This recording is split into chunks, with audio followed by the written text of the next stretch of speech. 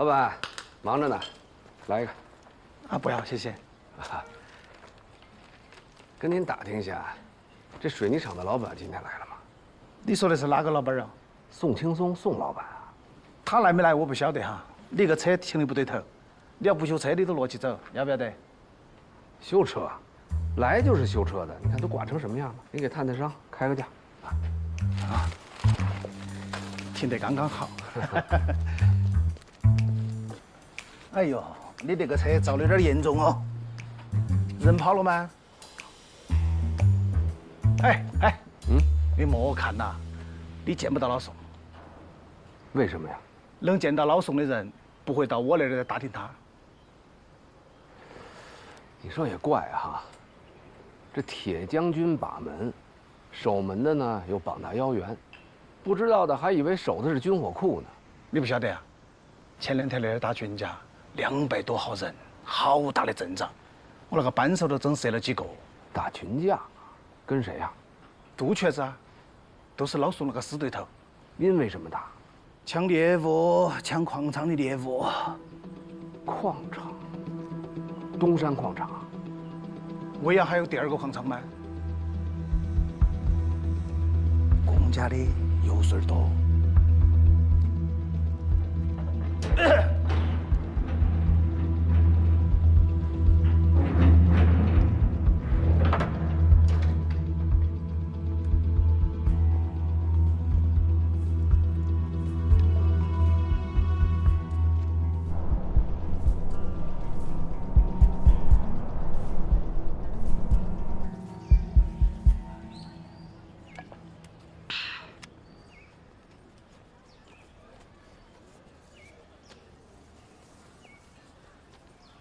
冉叔叔，地下迷宫查完了，接下来该查楼上的迷宫了吧？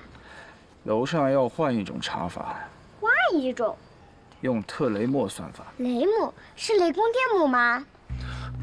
喏，特雷莫算法是所有迷宫解法中最耗时但成功率最高的解法。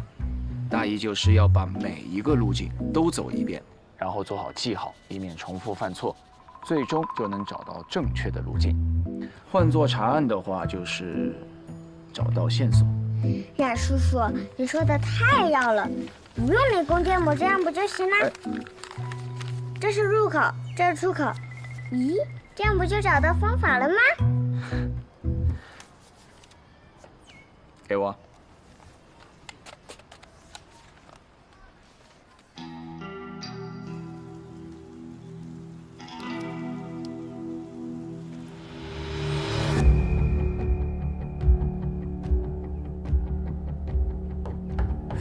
哎，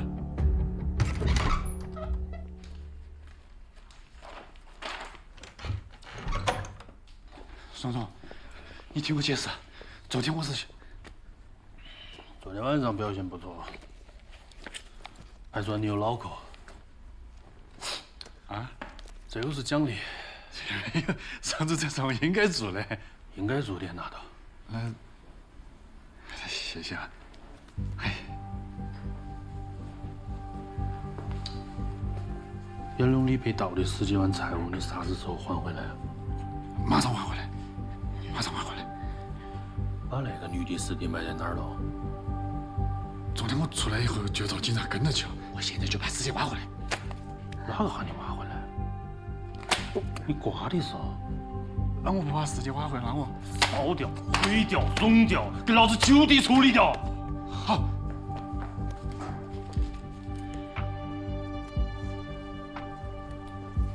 回之前，拍张照拿给我。好。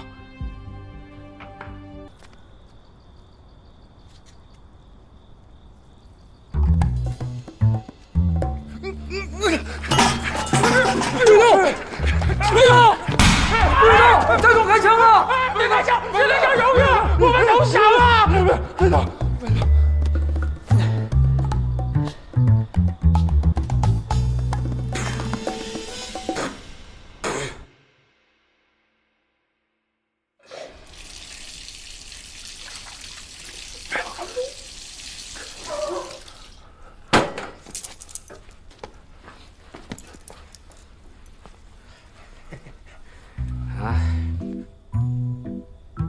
笑什么笑啊？洗脚水好喝吗？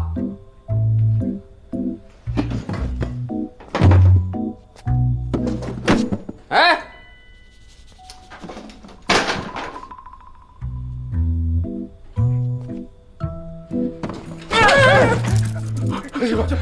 都收人，收人！我认识你们吗？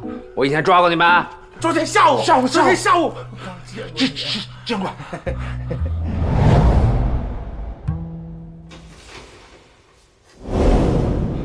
你们是金满山的人，那昨天下午为什么不说实话？他们父女俩失踪跟你们有没有关系？跟我们可没关系啊！我们是来这里看看这有关系呀？没有啊！哎，闭嘴！一个一个说，你先说。我俩都是，我们就是打工的。打工的，哪个打工的纹着身还拿这玩意儿上街啊？我们两个人啥也不会，就花200块钱纹了个身，靠这个去要债。你们是来徐家收债的？徐家欠金满山多少钱？一共25万。实际借了多少？8千。你们这些借高利贷的啊，一个个真他妈数学天才！这不是你们第一次来徐家吧？昨天下午，下午来过。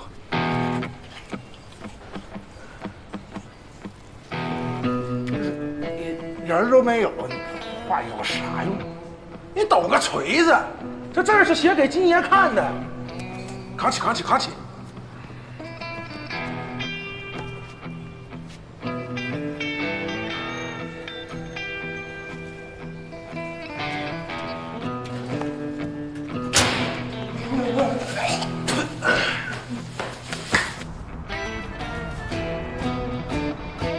哥哥，咱俩要吃东西去。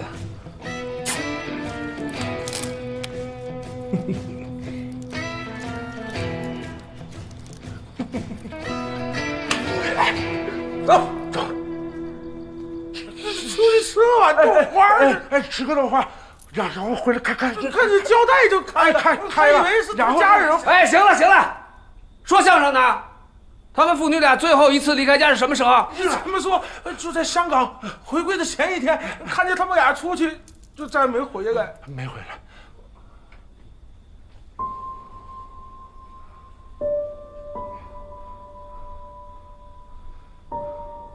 徐家为什么借高利贷？还不是你一个人说。这家闺女孝顺，借钱给他爸看病，他爸是个病秧子，他吃药住院，把他家里都给掏空了。什么病？不知道。我们真不知道啊，不知道。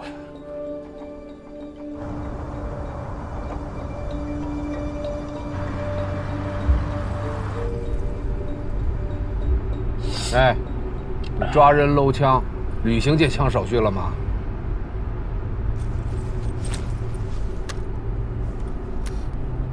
干什么？你干什么呢？这叫惯性思维。坏人听见警察鸣枪，肯定以为是真枪。啊？惯性思维。真警察玩假枪，你还挺得意。有用就行。吓死我！徐家父女有可能躲债去了亲戚家，我想查查他们的亲属关系。这才几点？户籍没上班呢。还有2个小时，我等他们。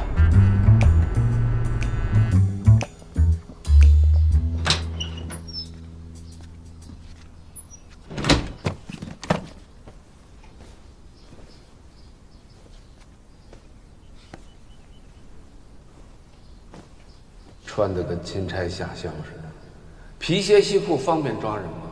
不接地气。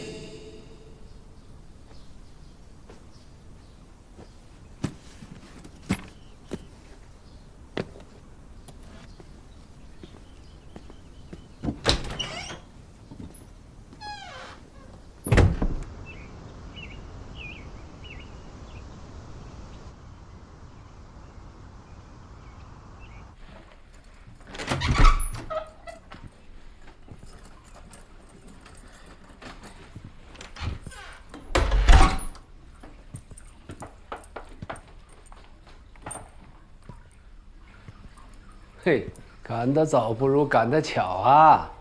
妈呀！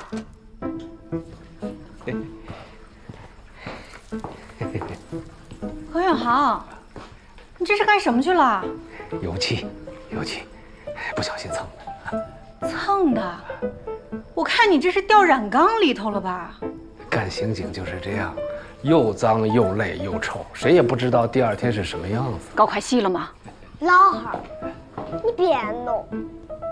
自从出啥子刑警队，讲话越来越水垮垮嘞。幺儿，老汉儿向你保证，老汉儿马上就要说话算数了。你这发型好帅，等长大我也要烫一个。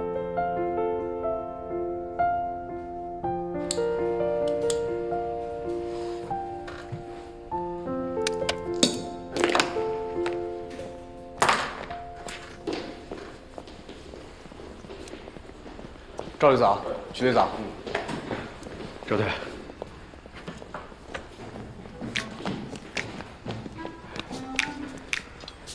滨川区那4个少年接连失踪的案子，快2周了，到现在人还没找到。那网上的消息传得乱七八糟的，搞得外头人心惶惶的。我听邹局说，我知道，邹局给我打电话了，让咱们配合市局协查。邹局啊，这样的你负责啊。好嘞。给辖区内的几个派出所打电话，让他们也动起来。没问题，都是老熟人，随叫随到。重要线索随时汇报。明白，赵队。哎，赵队，早呀。啊，早。哎，赵队，您看我之前提交那份报告，您什么时候方便批一下？什么报告？就是申请调外勤的。小何呀，外勤工作呢，又苦又累又危险。赵队，我不怕，我学6年刑侦，出勤查案就是我的专长。你呀，你要是在照顾你爸这方面也像现在这么积极就好了。赵队，你要的鉴定报告出来了。啊，你给我来一下。韩子昂有手机或者相机吗？啥子都没得。元龙里这个地方也没啥好玩的，去的人呢，无非就是拍拍照片、拍拍视频。您孩子没有手机，没有相机，不太可能去那儿。你这样，你先回去等等啊，没准孩子一会儿逃课出去玩去了。不可能的事情呐！今天早晨我遇到个老神仙，他跟我说的，昂昂啊，他肯定是在元龙里。哪儿来的老神仙啊？都是骗人的啊！老神仙啷可能骗人嘛？他答应了我要帮我一起找娃儿的。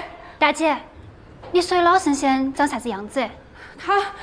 他差不多那么高嘛，然后穿个花衬衣，背了个包包。他跟我说元龙里丢了的那些娃儿的，都是他找到起的。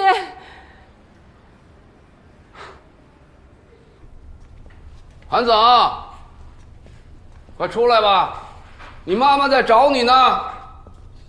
哎，这元龙里一拆啊，妖魔鬼怪就都要现形了。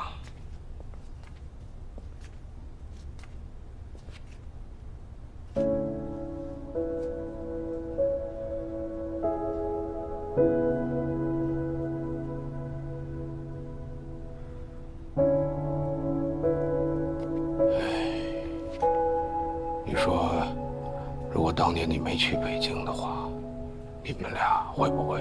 不会，也没有如果。我一直挺纳闷的，当年你们俩多般配啊，后来到底发生什么事了？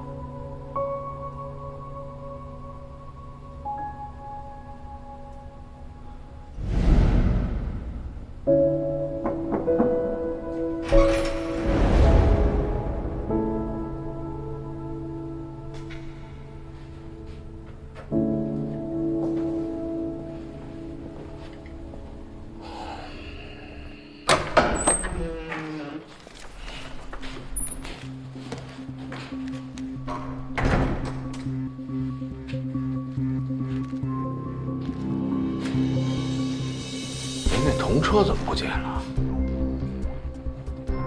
什么童车？您是不是记错了？不可能啊！这童车卡的门我亲手拿下来的呀。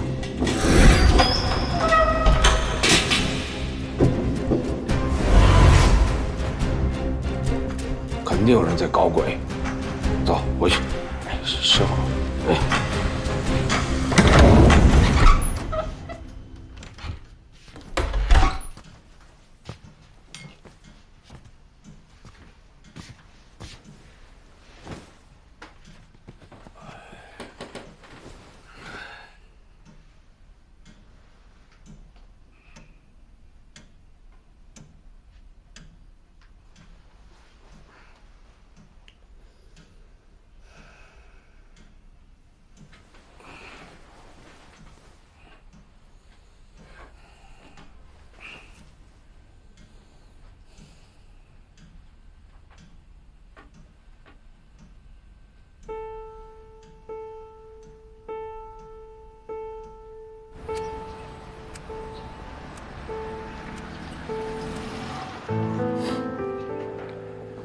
来了，你怎么来了？谁话问的？我来上班。户籍找到没？哦，徐家在魏阳有2家亲戚，徐志宏有个姐姐，徐某有个舅舅。哎，分头行动，速战速决。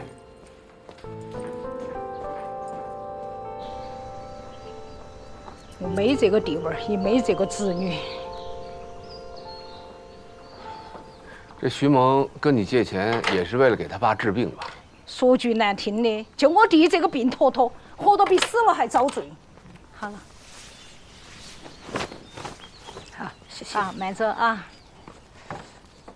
他没本事还钱，就专门来磨我。你看我这个屋头像啥样子？那你最后一次见到他们俩？ 去年有天半夜，他突然发病，萌萌背着他来找我借钱。娘娘，开门，娘娘，娘娘，娘娘，娘娘，娘娘，我老汉不行了。慢点，慢点。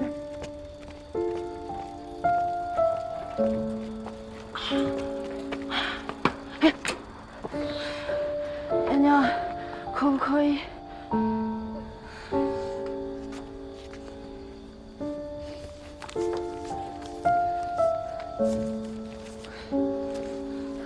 谢谢娘娘。嬷嬷，娘娘最近打算搬到外地去。你要搬到哪儿去啊？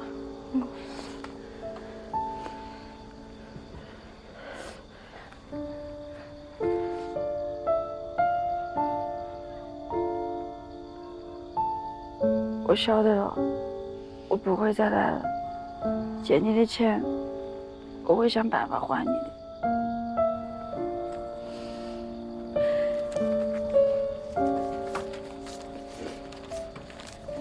拿到，快去医院。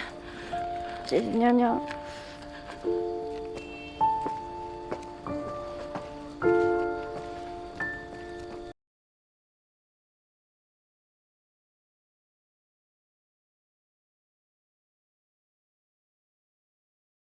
婶儿，不得，不得啥子来着？婶儿，不得豆腐那科龙，婶儿。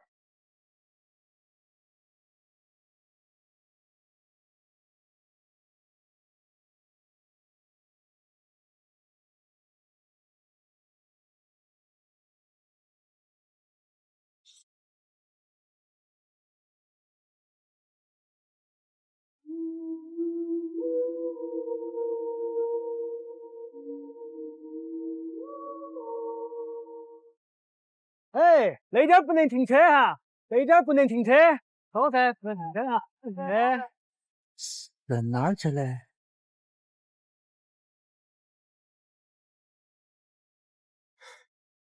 哎，那是哪个屋头的亲戚吗？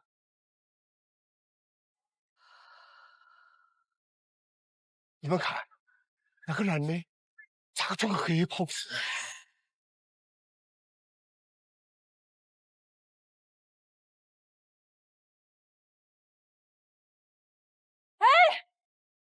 装的娃娃也不服呀！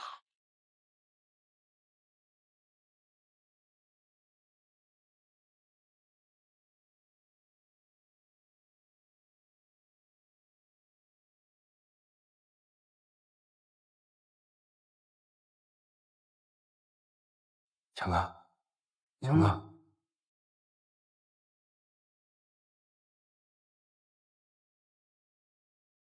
，18层不是早就没得人住了吗？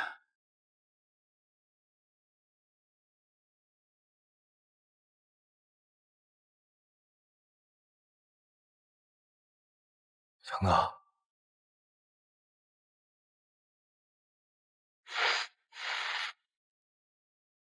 你看见他背上干啥子？没得啥子。破级省城开会，定紧点哦，莫出事。好。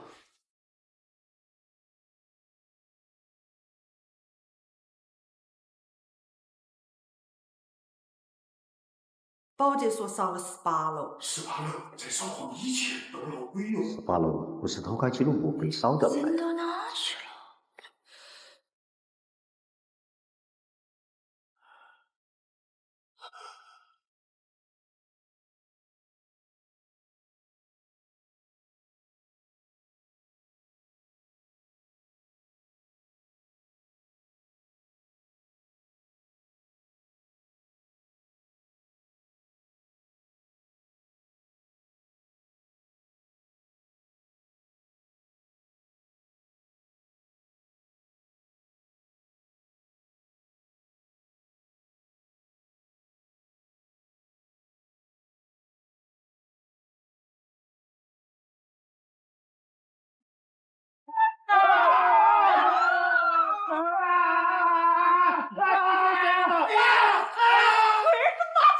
哎呀，奇怪了，两头的小贩们都是说是的，那2个人究竟去哪儿了？莫乱摸，下楼去找。啥事了，老王？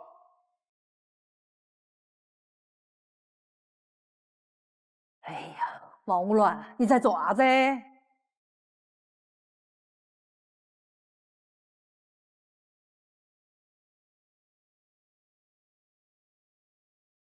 啷个那点儿还有2个脚印嘞？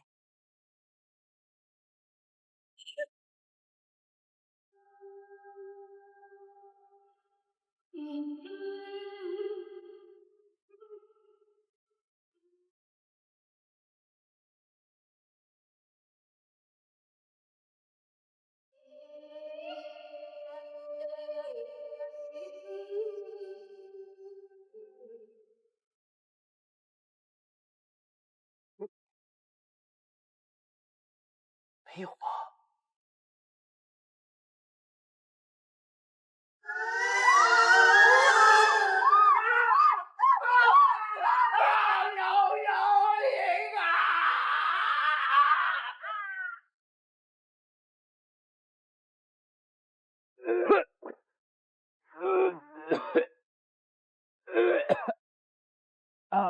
还没上班就先吐为敬啊！第一天上班的娃娃，没退完刺的黄瓜。我这是晕车，您开的太快了。小刘啊，吐完了过来啊，我跟你说几句话。过来啊，跟你说几句话。不是，我跟你说啊，我跟你说。咱俩今天呢是临时搭班啊，虽然是临时的，但是也要捋清楚关系。我知道，冯队说您是借调来的，还有1周就回去了，叫我在叫你是少给我惹麻烦，是不是？叫我在专业上好好带带您。谁带谁呀？你个青钩子娃娃，知道我干了多少年吗？可您一直在派出所，我学了6年刑警。哎呀，你那是纸上谈兵，废话不多说啊！师傅带徒弟是队里的规矩。冯队只说让我跟您搭档，搭档也得有长幼尊卑。我是师傅，你是徒弟，咱俩处顶，听我的啊！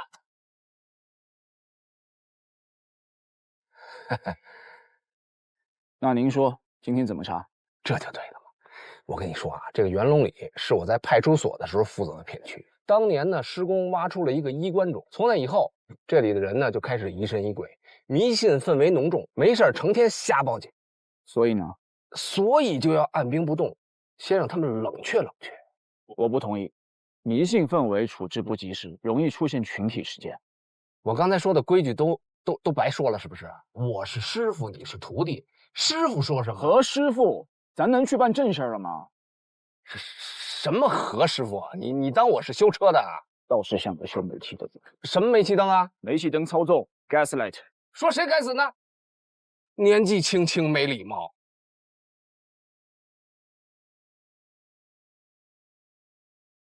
就在刚刚，元龙里出了个大事，晓得啥事？一个女的被个男的左电击到18头，太吓人了啊！一男一女2个人被黑袍整个一裹，被跌了，这骨头渣都没剩下，我是看得最清楚。你看得最清楚。老孟，哎，来，骨头渣子都没剩啊！行，我说，这个衣服是我家的，你不是说他国走2条人命吗？那就是证物，我得没收，回去化验。还有谁看得最清楚？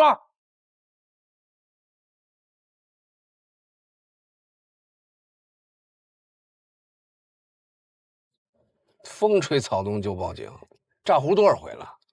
你们2个，一个居委会，一个保安队，不平息迷信谣言，还助长犯罪，报假警是违法的，知道吗？晓得。无受害人，无加害人，无家属报警，立案依据不充分。再说了，这派出所都来人了，来吧，把字签上。再有1个礼拜，我这借调就结束了，能明白我意思吗？啊，关键节点啊，鸡毛蒜皮的事儿别去刑警队找我，背了案子走不脱。钱了，我签到哪儿？哎，这个小同志是？小刘啊，哎，这是我徒弟，刚毕业，刚来上班，人生地不熟的，以后你们多关照。您好，我姓冉，冉冉升起的冉。还有，我不是他。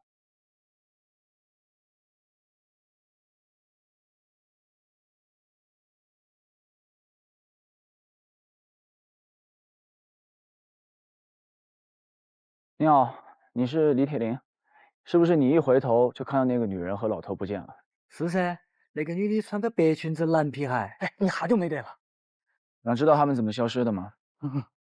你把赶3轮的过程再演一遍，演完回头看我。晓得。哎，那点不得停车，走噻！可要是你放手，真的我，哎，没得了，我说没得了，这儿呢。都以为进门必走大路，他们却贴墙根，避开了视线，这就叫心理盲区。你们看着我再走一遍啊！哎，这把戏都给戳穿了，还在这瞎折腾什么呢？这叫沉浸式体验。国外探案案例都有说，把自己想象成别人，还原其行为动作。什么体验？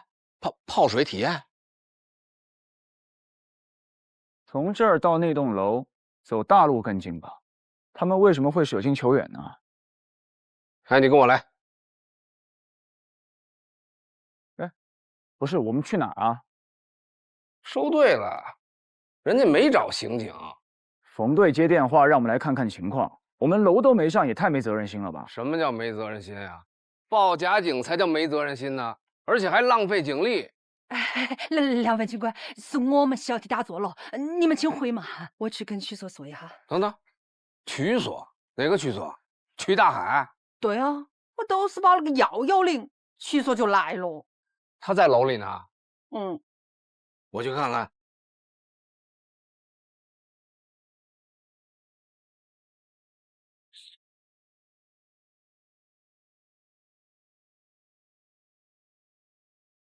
那个女的背着那个老头，就站在这里一动不动的，还把孩子拖了。除了拖鞋还干什么？还干了这个。哎，啊，有法子！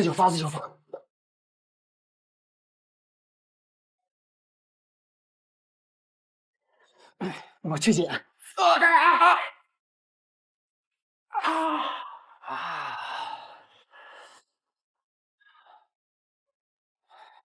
毛毛躁躁，快点！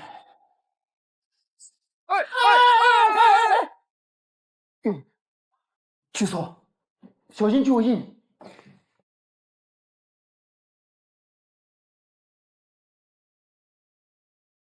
哼，什么玩意儿？韩寒，你个鬼儿子啷个来了来？哎，小韩，收活，瞎忙活什么呢？收队。我让你们收了吗？干活。这踩得乱七八糟的，这是勘察现场啊，还是破坏现场啊？嘿，谁说我在勘察现场？我在找人干活。我看谁干？阿潘让一下，看到痕迹了。看见了吗？刑警都在干活呢，干活！哎，我说你小子，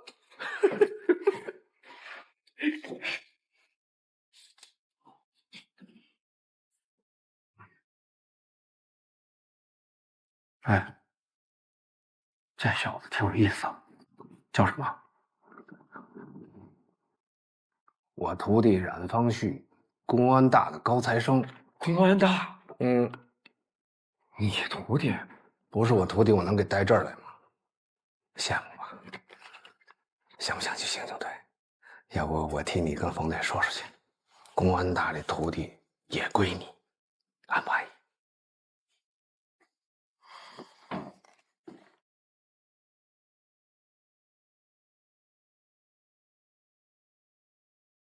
这木板挡的真不是地方。哎，这个还是你师傅在派出所扫黄的时候亲手拆的呢。嗯，借用一下。他不是我师傅。哎，你个龟儿子！老强，哎，开门。啊，好。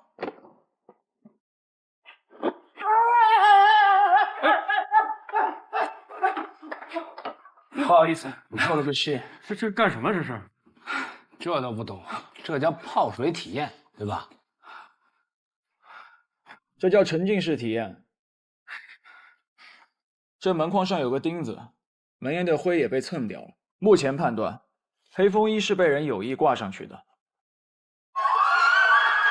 悬挂的距离刚好开门时能够罩住一个成年人。恶作剧啊！但有个疑点，脚印到这儿就消失了，并没有来回的脚印。那边都让曲大海他们踩成鸡汤了，还怎么查脚印？尘灰有厚度，新脚印、旧脚印也是有空隙的。还是方旭同志有责任心，查得清，问得勤。哎，不像某些人啊，脑壳装豆花，一板一花。你才是脑壳装豆花！那去，哎，底盘这么不稳，怎么当刑警啊？37码的脚，背个老头能从小区外走这么远，这个女人体力还不错。哎，这也就是你们公安大基础课程吧？基础课不教生活常识。你小子！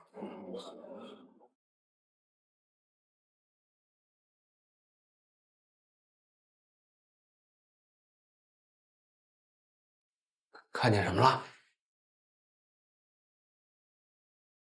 哎，4个烟头，从新鲜程度来看，吸烟的时间在2个小时之内。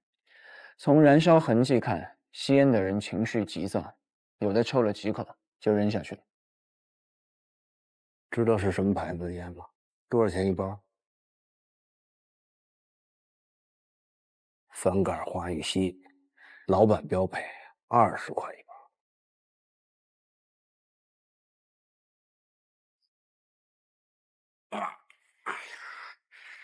你确定之前屋子里面是没有脚印的？应该确定。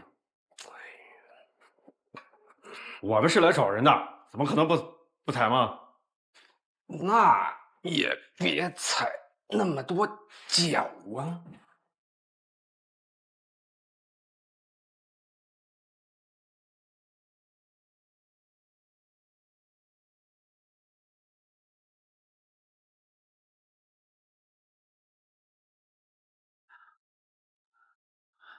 何总，徐总，别着急，慢慢说。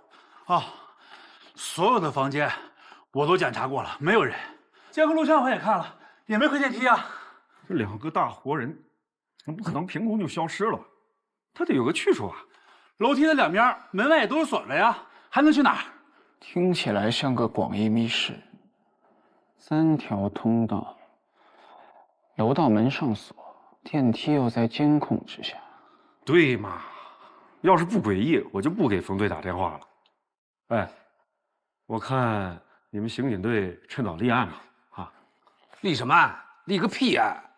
我告诉你们怎么回事吧。里面关着呢，外边锁着呢，开不开？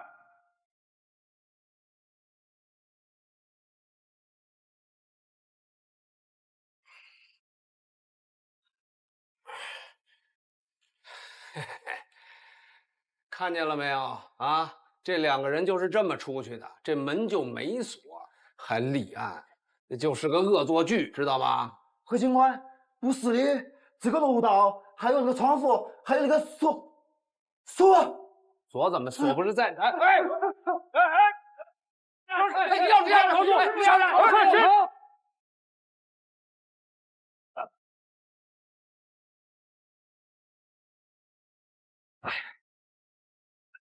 站住！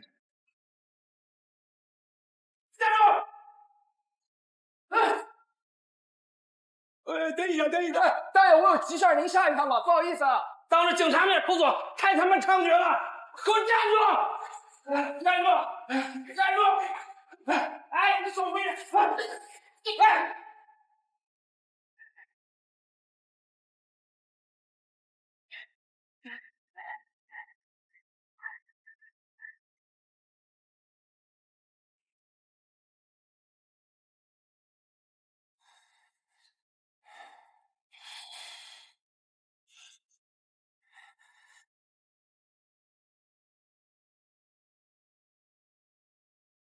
何远航，抓到了何远航，快来帮忙！叫什么叫？叫魂呢？坐个电梯这么慢，人早就跑了。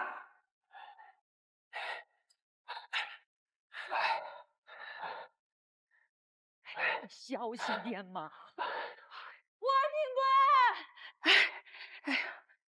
霍警官，这楼里头有坏人，把爸爸黑道喽！哎，刚才楼梯间里跑的是不是你啊？啊，你跑18楼干什么去了？这个娃娃也看到了，他还跟那2个人有肢体接触。我问他，那你把我们锁到楼道里是什么意思啊？我怕你总出来抓我。小朋友，别害怕，你是看见那2个失踪的人了吗？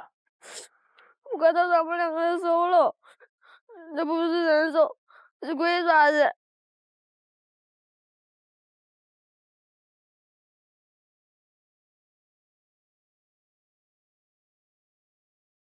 鬼爪子？是不是又是你跟他说的鬼爪子呀？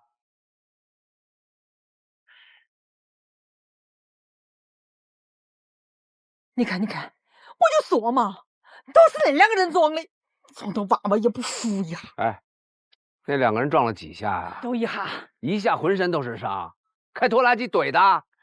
小朋友，你这些伤是他势……追我的时候摔的。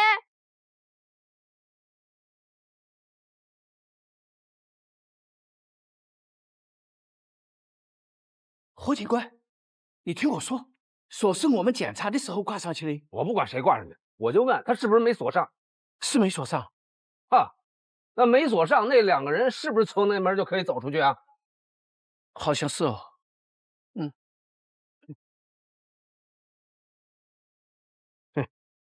勘察半天，连个通道都没搞清楚。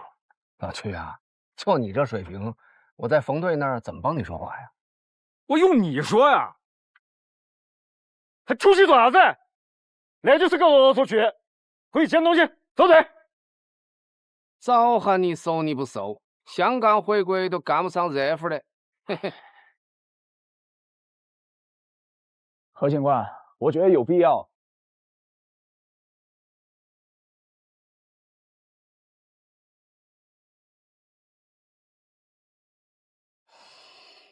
说吧，你觉得有什么必要？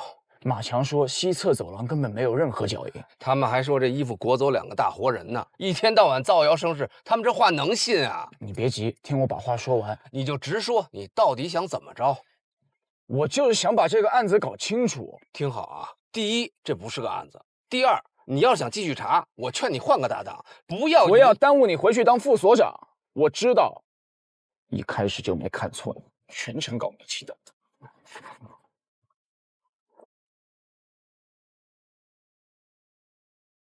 哎，你刚才是不是骂我呢？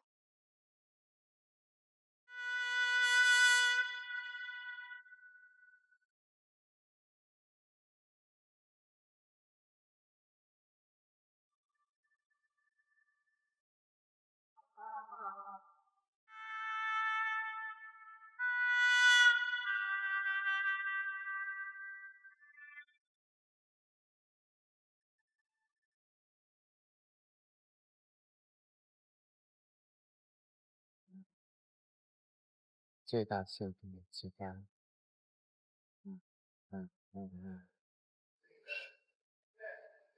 哎，小伙子，看没看见小冉？小冉？什么小冉？冉冉升起的冉啊！你新来的吧？涵涵，吵啥子吵嘛？没看都在工作嘛。我在找小冉。袁龙里又撞了，干你的活去，别一天到晚净想着给我裹乱。那冉方旭在档案室猫着呢，你好好劝劝他啊。要不接个电话，打了5分钟，一个个的懒散。这个就是老何。老汉儿，你咋个又来了？在单位叫啥子老汉儿？你冉叔叔呢？你找他干什么？你别管，他人呢？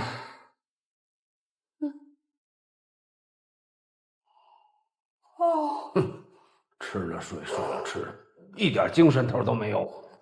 谁天天待在这里不犯迷糊啊？有本事你把我调到外勤去！冉方旭，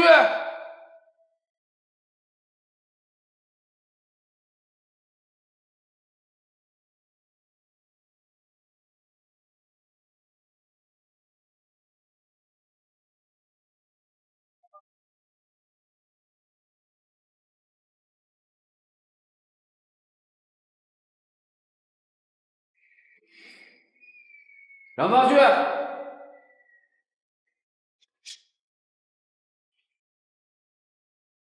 冉方旭，你以为你站在马桶上我就看不见你吗？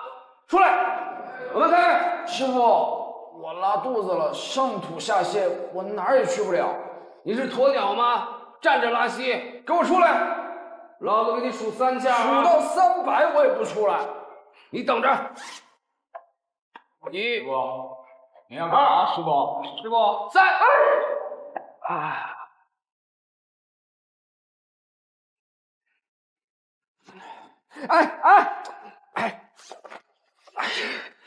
师傅，刚写好的教案。嘿，你那些啊，都是纸上谈兵的废话啊！我呢，有个事关乎我的名声。您啥名声？路上说。哎，师傅，我还有工作呢。呸，那也叫工作？有些人啊，天天想去干外勤；有些人啊，就想赖在档案室，没一个让我省心的。哎，你又影响谁呢？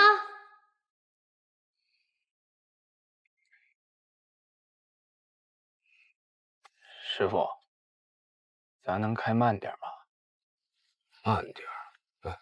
想当年咱俩头一次出警的时候，我油门踩快了一点儿，你就吓得屁滚尿流。我那是晕车。再说了，您开快车也不是赶着查案的。放屁！说的我好像多没责任心似的。反正咱俩第一次搭档，我姓啥您都没记住。我怎么就……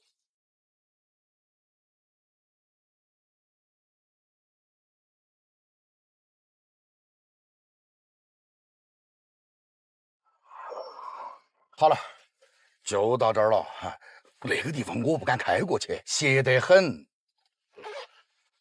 雨晴，哎，好。上车。啊。您没告诉我来元龙里啊？废话，我要是告诉你，你还来吗？赶紧下车。我就回来出个差，再待1周就回去了。你再有7天就回北京了？您不会是想带我来查案吧？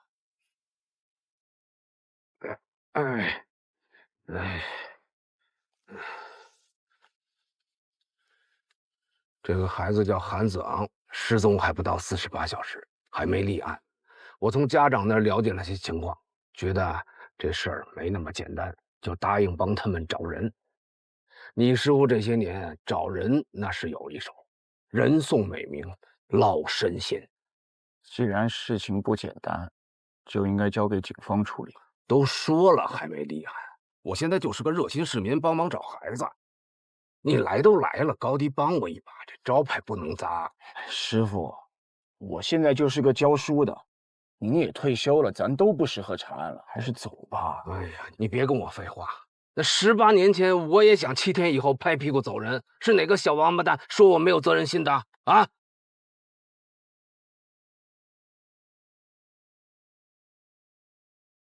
对不起，师傅，当年是我连累您了。哎，你没有错啊，谁都没错啊。要说错呢，那都怪你当年跟我没搞好关系。哎，我怎么没跟您搞好关系了？我叫师傅叫的那么亲。我呸！你别给我浪费时间啊！下车。慢点儿，慢点儿。你小子口口声声说不来元龙里，怎么进了小区跑得比贼还快啊？还不是您又搞煤气灯？哎，不上网吧？现在不兴叫煤气灯了，叫洗脑。走吧。哎呀，歇下儿嘛，歇不得，这个地方不能久待。这个楼啊叫魔楼，每隔一段时间要带走一个人的。有那个警察都洗不在这个地方了的。是嘛？有个警察还是管这一片的，叫何啥子的。是的时候那么粗根红缨枪，直接把身体剁穿了的，尸体挂在那个墙上，死得惨得很。哎呀，快点，快点！我看你们俩才挂着死相。大爷，我又没说你，你吼我爪子呢？哎，师傅，哎，你别拉着我，我倒是要问问，我是怎么挂在墙上的啊？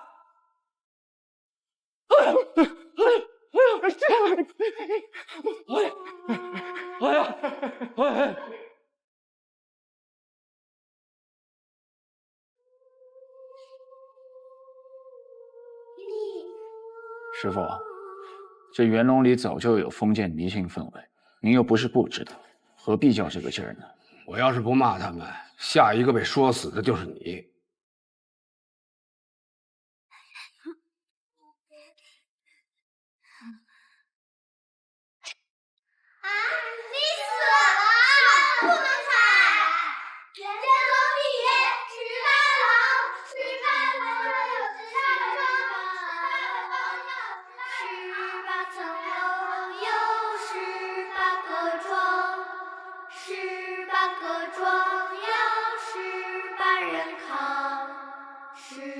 这歌谣现在还唱吗？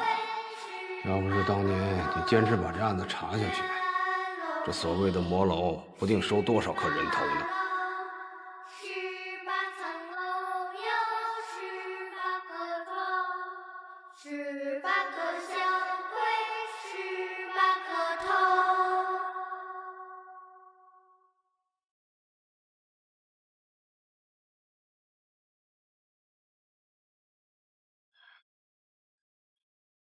喂哈，请我吃饭。凭啥子？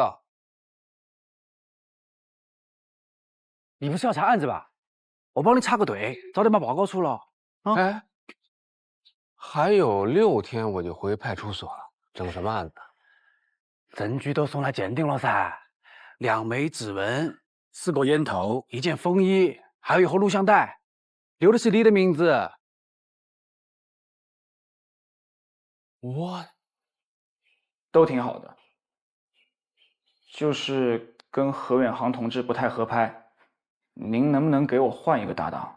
第一天就要换啊？何远航怎么你了？觉得他没有。哎，不对，我来找我徒弟。我再强调一遍，我不是你徒弟。年纪小，心眼也小，随便说句话反应这么大啊！我不是心眼小，我是负责任。冯队，您也看见了，脾气不和，性格迥异，经常吵架，影响效率。反正呢，我也快回派出所了。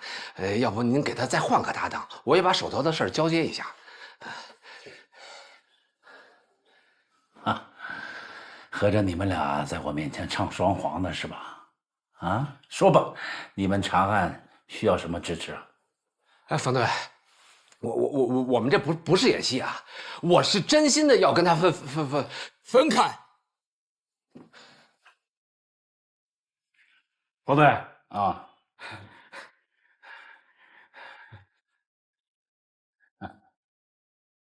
冯队，哎，元龙里那个丢人的案子，有群众过来反映一下情况。哎，反映什么？何元航，注意态度。你们警方是没得觉得咋个，但小区里面传的凶啊，有人说失踪的2个人是黑白无常，那个楼就是他们的食堂，还有人到处传唱啥子元龙里18楼，18个小鬼18个头，鬼扯，肯定是哪个在那里鬼话连篇。冯队。元龙里当年动工的时候呢，确实挖出过一口棺材，但那是3国时期的衣冠冢，里面根本没人。像这样的事，让居委会反一反迷信就好了，何必让刑警队出面呢？但问题是，元龙的构成比较复杂，里面住的啥子人都有。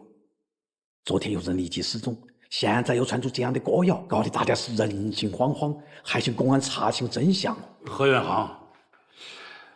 昨天那个案子到底咋回事啊？曲大海已经给定性了，就试装恶作剧。那根本就不是恶作剧。冯队，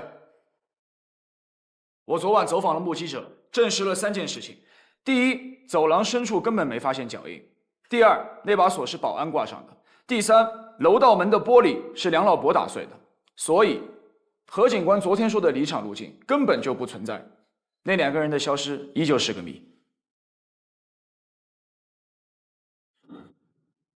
说得好，方旭同志说的对，领导说的对，小问题不重视，往往会发展成大问题的。人言可悲噻。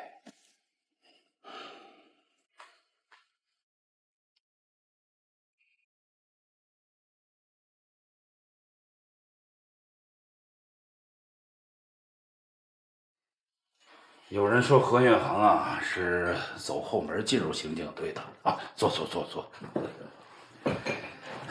其实呢，他是我千挑万选才借调过来的。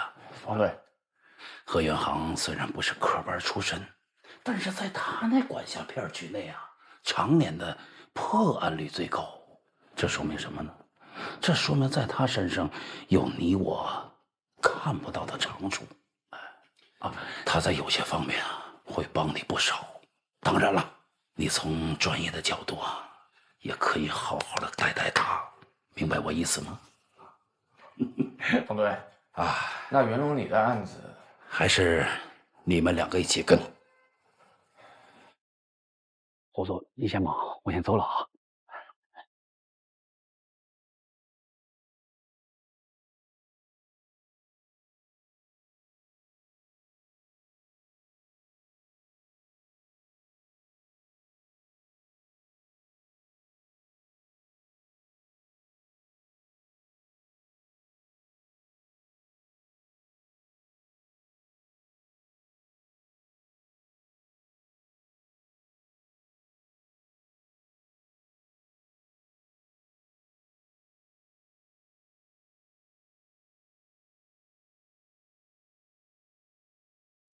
停，往前倒一点。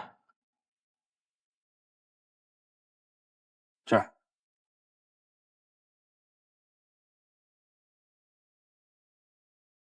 好像是根烟哦。能看出是什么牌子的烟吗？啊？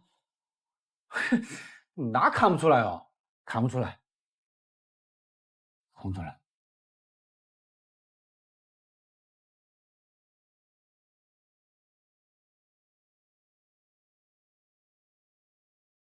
这应该是贴膏药留下的痕迹。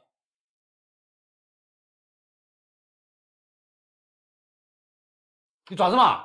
我签字了吗？你就给鉴定？你们技术科最近是不是饭不管饱啊？哎，何远航没看完呢。光看有个屁用？哎，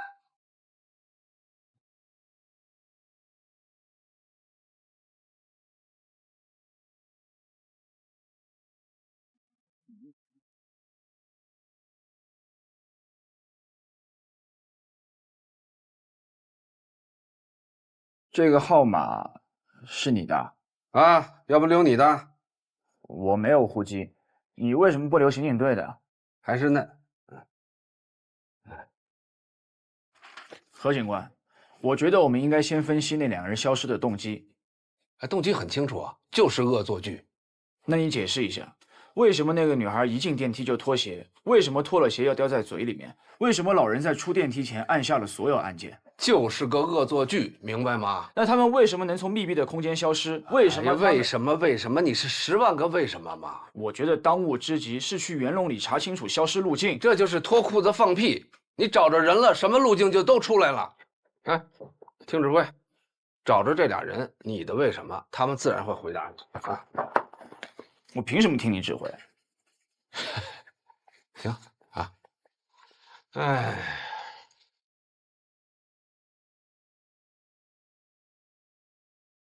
来，等会儿，你看见那几个骑火3轮的没有？这样，咱们俩打个赌好不好？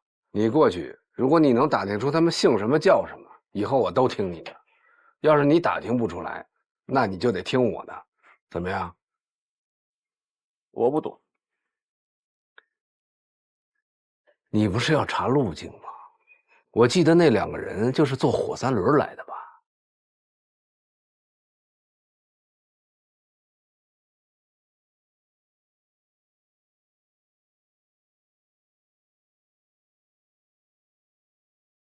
老板去哪里？老板去哪里？各位司机师傅，你们好，我是南山分局刑警队的，想跟你们了解一下。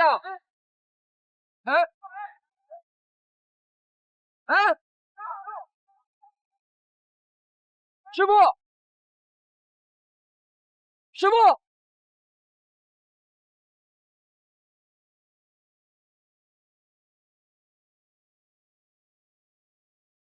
明白为什么不留警局的电话了吗？穿得跟钦差下乡似的，皮鞋西裤方便抓人吗？不接地气，还满口官话，连个骑火3轮的名字都打听不出来，还舔着脸要在这查案。哎，何警官，我大学期间研究中外各种典型失踪案，尤其是失踪人员的行为心理，我判断元龙里这一起绝不是恶作剧那么简单。哦。那魏阳市渭南街道的失踪案查过吗？没有。知道为什么没有吗？我调到魏阳22年，在我管辖的地区，别说2条腿的人了，就是4条腿的阿猫阿狗，只要有人报失踪，我闭着眼就能找出来，用不着研究什么古今中外的失踪案。但是你贴寻人启事等电话的办法未免太被动了吧？你的主动是给别人添麻烦。我给谁添麻烦了？你把证物送到技术科，为什么要留我的名字？我昨天刚来报到，人家还不认我的签名。下车，自己坐车回警局，把有我名字那些送检单都给我撤回来。你送我去趟元龙里，我再查一遍现场。我欠你的。下车！单位的车我凭什么下去啊？单位的车，这是我私人的车，油钱都是我自己掏的，这些也是我自己花钱印的。你以为只有你有职业精神，我也有。下车！何警官，据我分析，失踪那2个人的离奇行为更像是受到了某种胁迫，才不得不那么做。而且好多命案都是从离奇失踪开始。哪来的命案？在我管辖的片区就没出现过命案，你一来就给我弄出一起命案来。墨菲定理听过吗？你越怕什么，就会越来什么。狗屁定理，狗屁命案。刚才打赌你是不是输了？输了就得听我的。我现在命令你回警局，把有我名字那些送检单都给我撤回来。何远航，你就不配当刑警。